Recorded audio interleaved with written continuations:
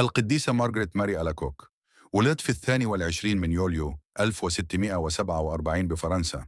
منذ طفولتها تميزت بحب الصلاة والأسرار المقدسة، وعندما نالت مناولتها الأولى في التاسعة بدأت تمارس أعمال تقشف سرية أنهكت جسدها وأصابتها بحمى طويلة.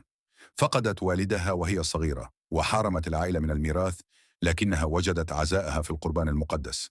في 17 استعادت الأم الميراث وحاولت إقناعها بالزواج، لكن رؤيا غيرت حياتها. المسيح ظهر لها يعاتبها على نسيانه، مؤكدا حبه لها وذكرها بنذر الطفولة. في 24 دخلت دير راهبات الزيارة وأبرزت نذورها قائلة: كل شيء من الله ولا شيء مني.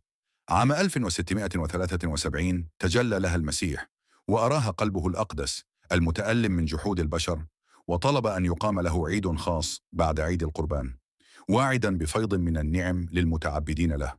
كرست حياتها لهذه الرسالة حتى رقدت بسلام عام 1690. أعلنها البابا بيوس التاسع طوباوية، ثم أعلنها البابا بندكتس الخامس عشر قديسة سنة 1920، فصارت شاهدة حية على حب قلب يسوع الأقدس.